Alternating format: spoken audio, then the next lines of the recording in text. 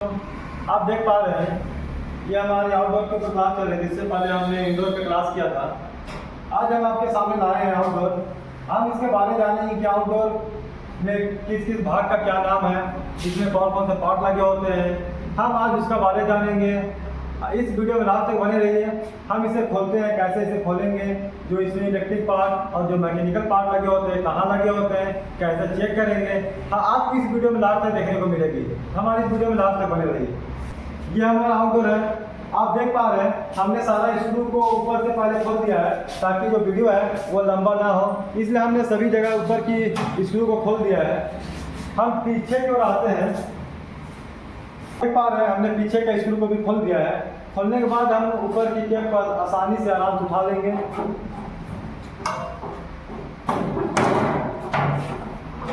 तो आप देख पा रहे हैं ऊपर की भाग जो है ये आसानी से खुल गई है।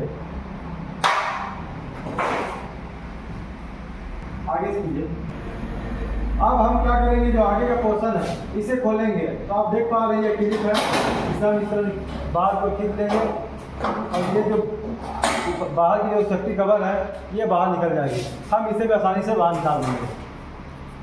बाहर निकालने के बाद आप देख पा रहे हैं हमें इस कवर को खोलना होगा। इस कवर को खोलने के लिए ऊपर आपको स्क्रू लगी दिखाई दे रही है, इस स्क्रू को खोलेंगे। तो चलिए हमारे वीडियो में लास्ट तक बने रहिए। हम देखते हैं जो आउटडोर होता है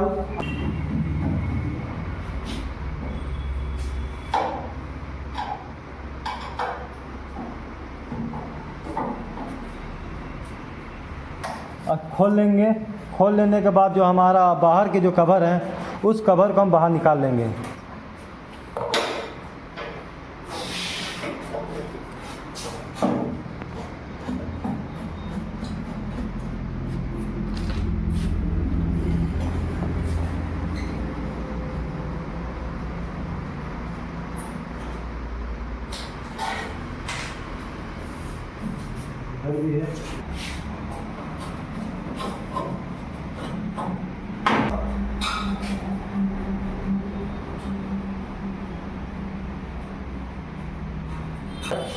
ये हमने आगे का सभी स्क्रू को बाहर निकाल दिया है। स्क्रू निकालने के बाद हम इस साइड से हम इसको इस तरह खींच लेंगे।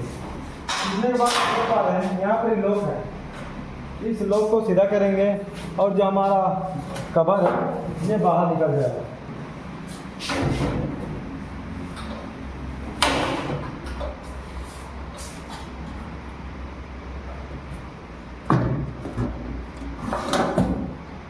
ये देख पा रहे हैं हमने आसानी से इस कवर को बाहर निकाल दिया है। हम इसे साइड में रख देते हैं। साइड में रखने के बाद आपको दिखाई दे रहा है ये हमारा कंडेंसिंग फैन है। इस फैन का काम होता है जो पीछे में लगा हुआ कंडेंसर है उसे ठंडा करने का काम करता है। हम इसे भी खोलेंगे। इसे खोलने के लिए हमें चाहिए टी रिंच। ये हमारी टी रिंच की बॉक्स है, हम सेट कर लेंगे टी रिंच।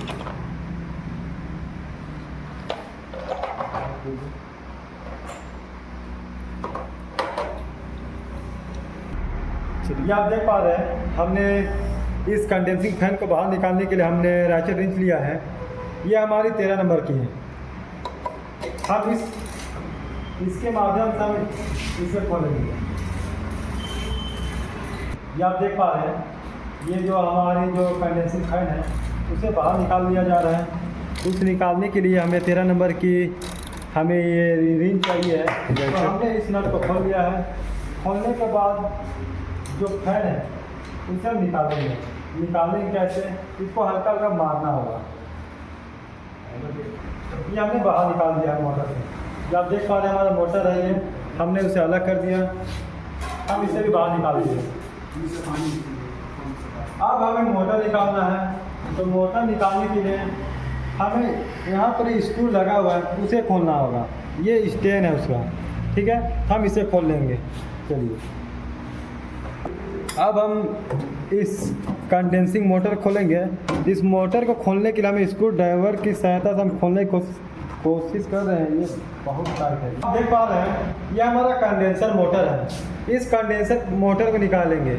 इस मोटर को निकालने के लिए आप देख पा रहे हैं इस मोटर के चारों ओर स्क्रू के माध्यम से ये टाइट किया गया है। तो हम इसे खोलेंगे। आप देख पा रहे हैं हमने एक हेक्सागोनल लिया है और हमने एक स्क्रू ड्राइवर लिया है। यदि हमारा किसी कारणवश हमारा ज़्यादा टाइट होती है, हमारे स्क्रू ड्राइवर से नहीं खुल पाता है, उस अवस्था में क्या करते हैं, ये हेक्सागोनल है, इसे हम इसके द्वारा खोलते हैं। इसे खोलने के लिए देख पा रहे हैं इस तरह करके खोल दिया जाता है। इसे भी खोल। अब हम क्या करेंगे, हमने इसे ढीला कर दिया है। ढीला करने के बाद हमने स्क्रू ड्राइवर लिया है। इस स्क्रू ड्राइवर के माध्यम से हम खोल देंगे आसानी से।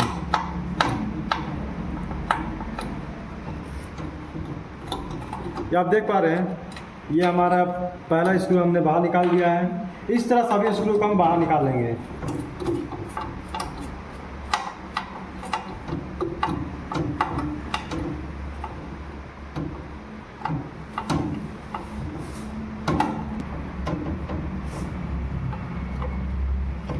हमने स्क्रू को बारी बारी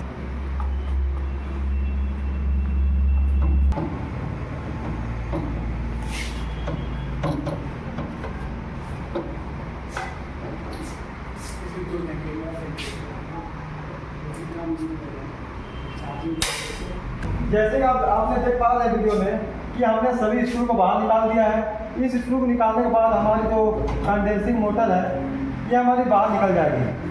ये आप देख पा रहे हैं, इसमें वायर है, ये कनेक्टर में कसी हुई है जाके। तो हम इसे भी अलग कर लेंगे। चलिए हम इसे अलग,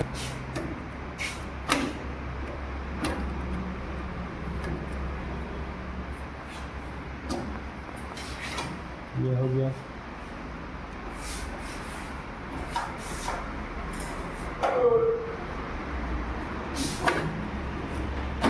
ये आप देख पा रहे हैं हमने इसे बाहर निकाल दिया है। और ये जो हमारा कंडेंसिंग मोटर है ये बाहर आ गई है। तो अब आपको समझ में आ रहा है कि किस तरह हमारे मोटर को बाहर निकाल दिया जाता है। हमने बारी बारी सभी पार्ट को बाहर निकाल रहा है। हमने ये मोटर निकाल दिया, हमने मोटर निकाल दिया है।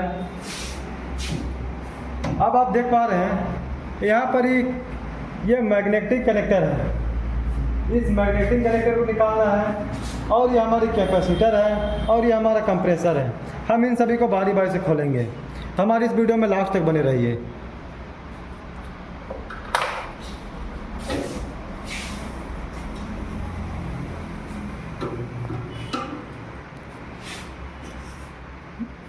चलिए, तो जब आप काम करते हैं फील्ड में, तो फील्ड में काम करते तो क्या क्या होता है कि जब हम किसी काम फंस जाते हैं, नहीं काम कर पाते हैं, हमारा माइंड होता है वो डाइवर्ट होता है ना।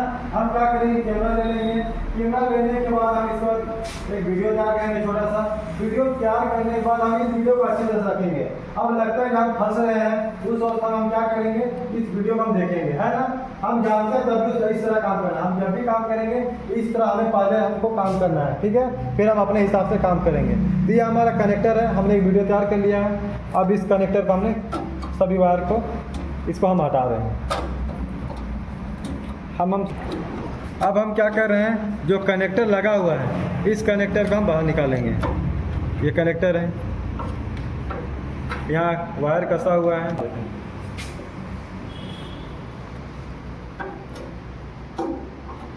बाहर निकाल दिए।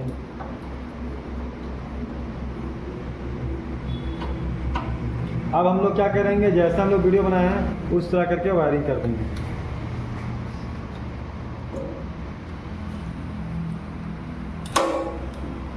ये हम क्या कर दिए, वायरिंग को अलग कर दिए। ये हमने कनेक्टर को भी निकाल दिया है। ये हमारा मैग्नेटिक कनेक्टर है, ठीक है। ये मैग्नेटिक कनेक्टर के कारण क्या होता है कि आउटडोर हमारा सुरक्षित होता है, ठीक है। जब हमारा लोड पड़ता है तो इसमें लोड पड़ता है, ठीक है, उसमें लोड नहीं पड़ेगा, ठीक है। तो इसलिए मैग्नेटिक कनेक्टर को लगाया जाता है। चलिए अब इसको भी कर देते हैं, अलग कर देते हैं।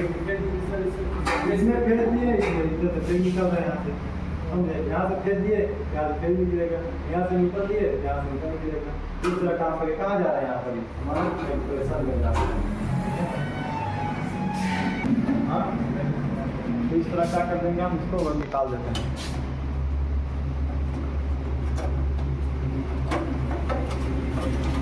ये हमारा क्या है, कैपेसिटर है ना। इस कैपेसिटर जो है इस स्पेशल कंप्रेसर को चलाने के लिए है, ठीक है। इसे बोला जाता है कंबाइन कैपेसिटर, ठीक है। ये स्टार्टिंग का है, ये रनिंग का है। यहाँ पे दिखाई दे रहा है ये फेज आया हुआ है, यहाँ फेज दिया गया है, यहाँ से फेज निकल रहा है, ठीक है। फेज निकलने के बाद कंप्रेसर में गया और इस कंप्रेसर का जो रेड वाला वायर दिखाई दे रहा है, कंप्रेसर को फेज मिल गया, ठीक है। और ये हमारा क्या है, ये वाला, ये कंप्रेसर की स्टार्टिंग है, ठीक है। और ये वाला जो ब्लू वाला दिखाई दे रहा है ये हमारा न्यूट्रल है, ठीक है। यहाँ से जब न्यूट्रल देंगे यहाँ से न्यूट्रल निकलेगा और इस कंप्रेसर को मिलेगा। यहाँ से फेज देंगे कंप्रेसर को, यहाँ से फेज मिलेगा, ठीक है। ये हमारा कंप्रेसर क्या हो जाएगा, स्टार्ट हो जाएगा, ठीक है। तो इस तरह कनेक्शन किया जाता है। चलिए इसका वीडियो बना लिया है, इसको भी अलग कर दें।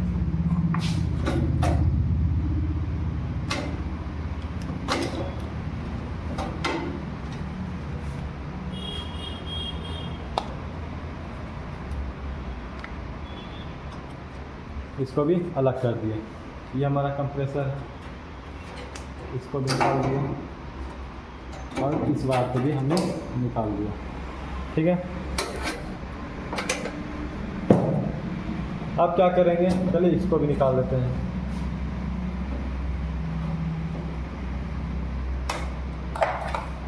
अब ये मैग्नेटिक कनेक्टर है, इस मैग्नेटिक कनेक्टर को भी हम बाहर निकाल देते हैं। अब इस मैग्नेटिक कनेक्टर को निकालेंगे कैसे, यहाँ पे दिखाई दे रहा है स्क्रू लगा हुआ है, ठीक है। इस स्क्रू को खोल देंगे।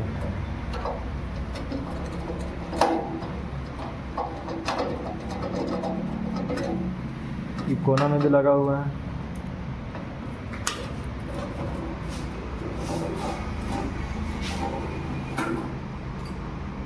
इसको क्या कर दिए, निकाल दिए। ये हमारा कौन सा कनेक्टर है, मैग्नेटिक कनेक्टर है ना। जब हमारा क्या होता है कि जब हमारा एसी चलता है तो लोड पड़ता है ना। जब हमारा ये कनेक्टिंग नहीं रहेगा हमारा सीधे उस पर लोड पड़ेगा, है ना। तो उस पर लोड नहीं होने देता है, ठीक है। इसलिए हम लोग मैग्नेटिक कनेक्टर का प्रयोग करते हैं। ये हमारा क्या है, ये छोटा वाला छोटा कैपेसिटर है ना। किसके लिए लगाया गया है, फैन के लिए, है ना, कंडेंसिंग फैन के लिए। यहाँ पर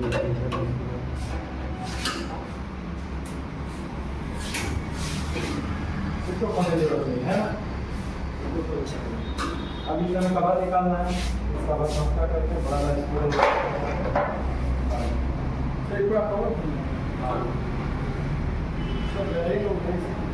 वायरिंग का विधि बताया ना, बताने की वायरिंग। अभी हम लोग सीख रहे हैं ना, क्या क्या पार्ट लग रहा है वो ना सीख रहे हैं हम लोग। अभी उसको सीखने के बाद हम लोग क्या करेंगे, चेकिंग सीखेंगे। चेकिंग सीखने के बाद वायरिंग सीखेंगे। उसका वायरिंग क्या थी, इसमें वायरिंग। अब आप देख पा रहे हैं हमने ऊपर का सभी भाग को निकाल दिया है बाहर। आप देख पा रहे हैं यहाँ पर एक कंडेंसर कनेक्टर सभी को हमने अलग कर दिया है, इसे हमने अलग कर दिया है। हम इसे साइड में रख देते हैं।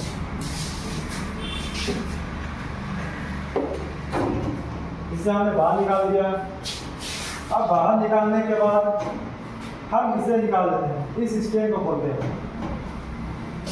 इस स्टैंड को खोलने के लिए आप देख पा रहे हैं स्क्रू लगा हुआ है, ये इसको ढीला कर। आप देख पा रहे हैं कि जैसे कि आप देख पा रहे हैं कि हमने स्टैंड को बाहर निकाल रहे हैं। इस स्टैंड को निकालने के लिए स्क्रू लगा हुआ है, उस स्क्रू को हमने खोल। आप देख पा रहे हैं कि कैसे स्क्रू को खोला जा रहा है। ये हमारे पास रैचेट रिंच है। आपने जैसे देखा कि हमने सबसे पहले स्क्रू ड्राइवर के माध्यम से खोलने का कोशिश कर रहा था, उस अवस्था में नहीं खुल पाई थी, तो हमने ये रैचेट रिंच से हमने इस स्क्रू को ढीला किया।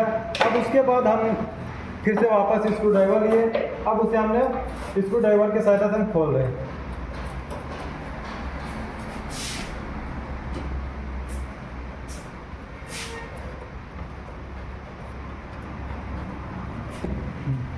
चलिए अब आप देख पा रहे हैं हमने कंडेंसिंग फैन मोटर का स्टेन को हमने बाहर निकाल दिया है। इस कंडेंसिंग फैन मोटर के भाग को भी हम साइड मशीन से रख देंगे। अब हम इस भाग को खोलेंगे।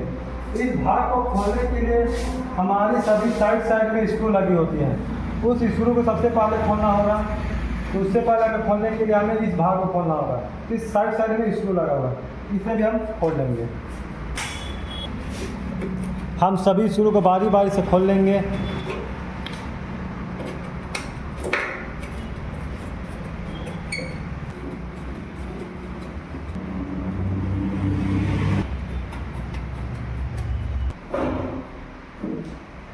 आप देख पा रहे हैं हमने बॉडी के सभी साइड वाले सभी स्क्रू को हमने बाहर खोल लिया है। अब खोलने के बाद आप देख पा रहे हैं कि जो साइड के जो भाग है हम उससे बाहर निकाल दिए। तो आपको अच्छी से समझ में आ रहा है कि कैसे जो हमारे पार्ट्स होते हैं उसे बाहर निकाला जाता है। इसे निकालने के बाद आपको दिखाई दे रही है हमारा कंप्रेसर है। उसके बाद फ्रीज का हो जाएगा, इसका आप देख पा रहे हैं कि हमने इस कवर को भी हमने बाहर निकाल दिया है। ये हम इसे साइड कर दिए। अब हमारा जो है सभी भाग पूरी बाहर आ चुकी है, हम इसे चेंज करेंगे। अब इसे हमारे पास कंप्रेसर बच गया है और ये क्या है हमारा कंडेंसर है ना। ये हमारा कौन सा लाइन है? ये वाला डिस्चार्ज लाइन है ना। और ये वाला कौन सा लाइन है? Suction line. हम कैसे जानेंगे कि ये सक्शन लाइन है? हाँ, सक्शन लाइन का पाइप मोटा होता है ना और डिस्चार्ज लाइन का पाइप पतला होता है ना। तो आपको दिखाई दे रहा है कि जो भी हमारा कंप्रेसर है, इस कंप्रेसर का पाइप की साइज पतला है और इस कंप्रेसर की साइज ये हमारा क्या है? मोटा है ना। ये हमारा कौन सा कंप्रेसर है? कंप्रेसर आपको बताया गया था कल थ्योरी में। ये हमारा रोटरी कंप्रेसर है, रोटरी कंप्रेसर है। इसमें हमारा वायरिंग है जी सर। और ये हमारा कौन सा पाइप है? ये वाला आपको बताया गया सक्शन पंप है या एक्यूमुलेटर बोला गया था। तो वही हमारा ये भाग है, ठीक है। हम इसे चेंज करना चाहेंगे तो चेंज हो जाएगा कि नहीं? दिखाई दे रहा है जॉइंट है, जॉइंट करेंगे है ना, अलग कर देंगे। यहाँ से अलग कर देने के बाद ये कंप्रेसर अलग हो जाएगा और ये हमारा क्या हो जाएगा? ये वाला बाहर निकल जाएगा। यहाँ से अलग कर देंगे या जहाँ से यहाँ से जॉइंट है यहाँ से अलग कर देंगे तो ये हमारा कंप्रेसर क्या हो जाएगा? बाहर आ जाएगा, ठीक है। तो इस तरह हम लोग सभी भाग को क्या करते हैं? अलग करते हैं। अब हमें कंप्रेसर चेंज करना है। 3 नट है, इस तीनों नट को खोलेंगे तो क्या हो जाएगा? हमारा कंप्रेसर बाहर हो जाएगा। अब हम क्या करना है? हमें इतना में किसी प्रकार दिक्कत? अब क्या करना है? मैकेनिकल पार्ट आपको दिखाई दे रहा सभी। ये हमारा क्या है? Mechanical part. क्या नाम है इस पार्ट का?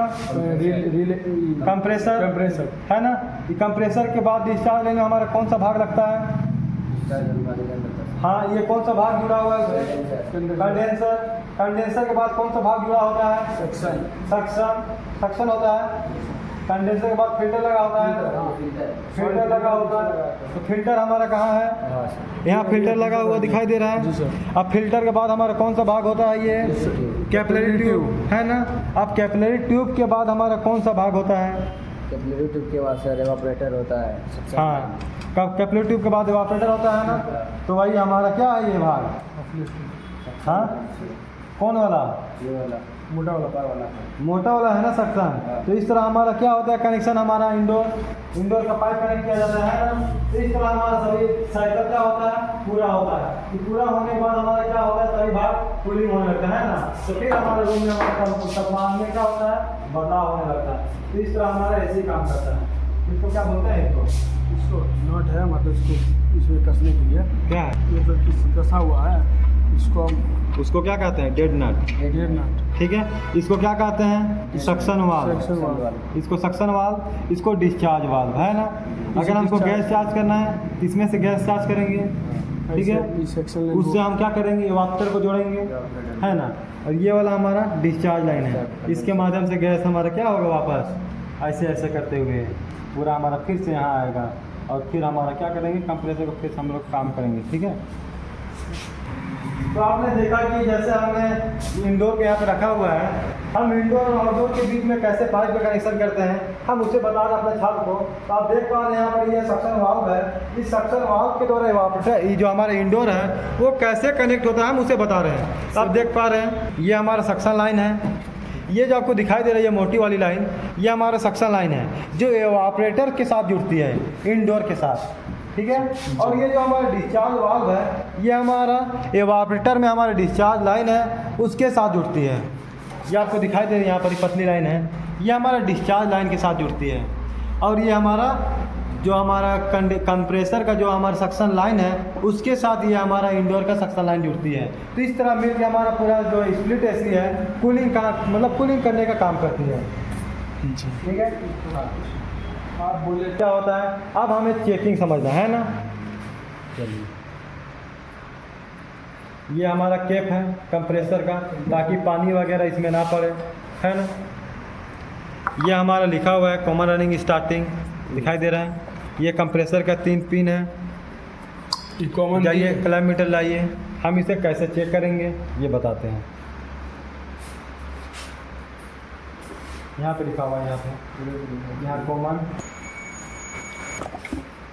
काटते हैं कि अब ये आप देख पा रहे हैं कि हमारे पास कंप्रेसर लगा हुआ है। यदि हमारा मैकेनिकल पार्ट्स या किसी प्रकार के इलेक्ट्रिकल पार्ट गैस में कूलिंग में प्रॉब्लम आता है और हमें कि हमारा सिस्टम नहीं चल रहा है, इस तरह का प्रॉब्लम आता है, हमें चेकिंग जाना बहुत ज़रूरी होता है। हम इसे चेक करेंगे कैसे, तो आप देख पा रहे हैं इसे चेक करने के लिए हमारे पास एक क्लैम्प मीटर है। इस क्लैम्प मीटर के माध्यम से हम इसे चेक करेंगे। हम इसे चेक करेंगे कैसे, तो आप देख पा रहे हैं इस क्लैम्प मीटर को सबसे पहले हमने कंटिन्यूटी रेंज में सेट करेंगे। इसे कंटिन्यूटी रेंज में सेट कर दिया है। सेट करने के बाद हम इसे चेक करेंगे क्या कंटिन्यूटी रेंज में सेट हुआ है या नहीं। अब देख पा रहे बीप की आवाज़ आ रही है, उसका मतलब कंटिन्यूटी रेंज में सेट हो गई है। अब ये हमारा 3 तार है कंप्रेसर का, तो आप देख पा रहे हैं यहाँ पर ही कंप्रेसर है। अगर हमें ख़राब है या सही है पता करने के लिए हमने क्लैम्प मीटर को कंटिन्यूटी रेंज में सेट कर दिया है। सेट करने के बाद इस तीनों तारों में हम बारी बारी से रखेंगे। ये हमने ये मल्टीमीटर क्लैम्प मीटर के एक प्रोब हमने किसी एक तार में रख दिया है और ये दूसरे तार को हमने इस पर रखा है। और ध्यान देंगे कि इसमें रीडिंग आ रही है रीडिंग, है ना। तो इस तरह हमारा रीडिंग आ रही है, उसका मतलब क्या है, ये तार हमारा बिल्कुल सही है ना। इस तरह इस तार में भी आनी चाहिए। अगर इस तार में रीडिंग आ रही है उसका मतलब हम कंप्रेसर क्या मानेंगे, सही मानेंगे। तो चलिए देखते हैं क्या कंप्रेसर सही है या ख़राब है। तो आप देख पा रहे हैं कि इस तार में भी रीडिंग शो हो रही है। उसका मतलब ये है कि हमारा कंप्रेसर जो है सही है, बिल्कुल, है ना।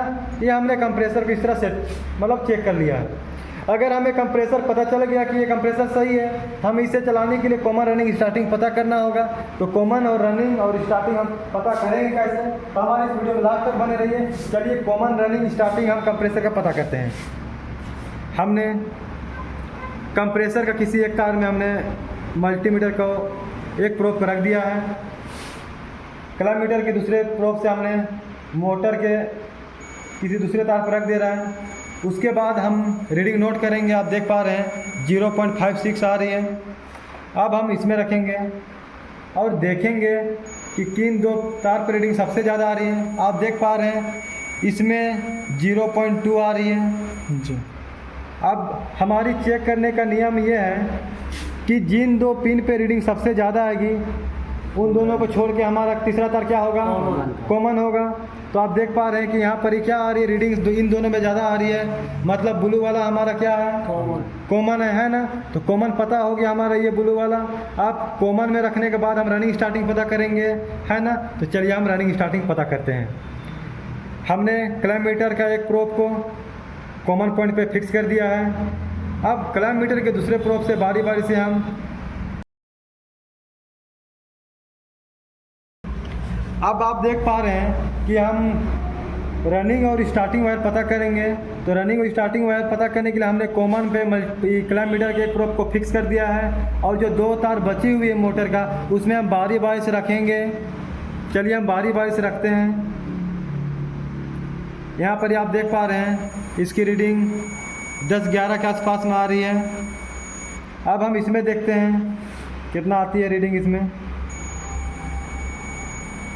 इसमें 0.2 आ रही है। इसका मतलब ये है जिसमें रीडिंग ज़्यादा होगी वो हमारी स्टार्टिंग का होगा। ठीक है, हमने फ्रिज में भी बिल्कुल वैसे